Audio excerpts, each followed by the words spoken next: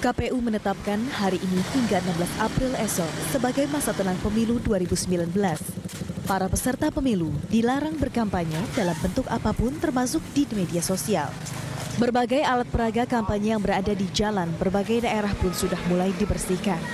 Dalam Undang-Undang Pemilu Nomor 7 Tahun 2017 diungkapkan selama masa tenang pelaksana, peserta, serta tim kampanye dilarang menjanjikan atau memberikan imbalan kepada pemilih untuk tidak menggunakan hak pilih atau memilih parpol tertentu. Bahkan pidana hingga 4 tahun penjara serta denda 48 juta rupiah akan diterapkan jika ada yang melanggar. Sejumlah pengamat menilai masyarakat juga harus waspada dengan politik uang yang rawan terjadi di masa tenang. Selanjutnya, Bawaslu bersama Kominfo akan mengawasi berbagai iklan termasuk di media sosial dalam masa tenang. Masyarakat juga diharapkan dapat membantu melaporkan kecurangan di lingkungannya, serta memanfaatkan masa tenang untuk menentukan pilihan. Dan yang pasti, jangan golput. Tim Liputan, Berita 1, Jakarta. Iya pemirsa, usai kampanye sekitar 7 bulan, udah dimulai sejak 7 bulan lalu ya Cakri ya? Sejak Oktober kalau tidak salah. Betul, dan ditutup dengan debat kelima semalam, yaitu debat pamungkas. Benar-benar pamungkas nggak ini? KPU sudah menetapkan ini masa tenang sejak hari ini hingga 16 April besok.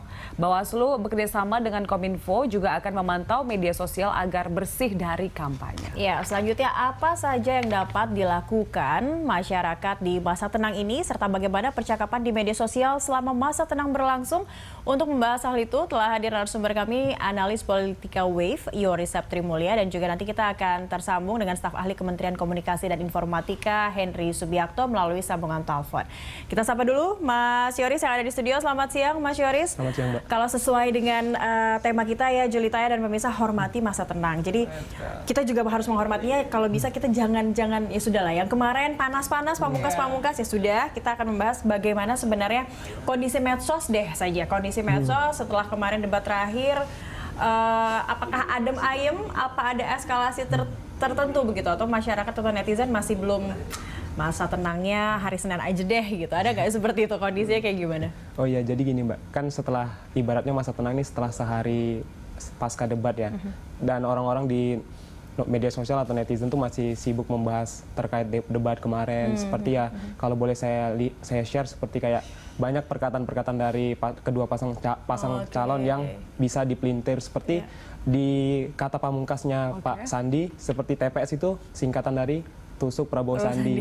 Dan netizen tuh kayak membuat meme, misalnya kayak butuh, bisa dibilang diksi-diksi dari dua pasangan calon ini benar-benar menyita perhatian dari masyarakat. Tapi kepercayaan masyarakat terhadap dua pasangan calon ini tercermin nggak dari perbincangan di media sosial tadi malam? Kalau dari percakapan tercermin sih Mbak. Jadi sekarang sepertinya dari hasil rilis pun kayaknya para pemilih sudah memastikan siapa yang bakal mereka pilih, seperti itu. Jadi sebenarnya debat kelima ini tuh hanya untuk memantapkan saja dan hanya untuk menjelaskan bagaimana sih kebijakan strategis dari isu-isu yang akan penting nantinya 5 tahun ke depan, seperti itu. Emosi dari para penonton debat tadi malam itu seperti apa sebenarnya? Kita pengen tahu. Terlihat tidak sih di medsos hari ini saja?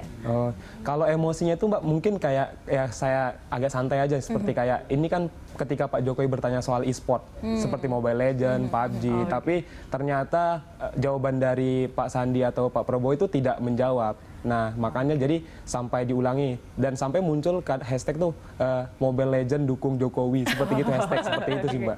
Oke, ini bukan kampanye ya, tapi artinya kenyataan di ruang maya kita, media sosial kita ya hari ini masih belum move on dari debat pamungkas semalam begitu ya. Tapi persentasenya begitu banyak tidak sih Mas dibanding semalam dengan hari ini? Apakah terlihat kalau masyarakat sebenarnya sudah tahu nih, netizen sudah tahu kalau hari ini sebenarnya start masa tenang gitu? Oh iya, untuk itu sih Mbak, saya mungkin tidak tahu ya netizen apakah sudah mendapatkan informasi terkait masa tenang itu, apakah di sosial media itu termasuk masa tenang atau tidak. Mungkin bagi orang-orang di sosial media itu masa tenang itu ya hanya ketika kampanye akbar, kampanye terbuka, baliho lagi gitu ya. Tapi kalau di sosmed kayaknya aduh, siapa dong yang mantau kita ketika kita melakukan iya itu seperti itu sih Mbak. Oke, kita masih akan melanjutkan perbincangan kita tentang masa tenang ini usai jeda. Pemirsa tetaplah bersama kami, Landstok masih akan kembali.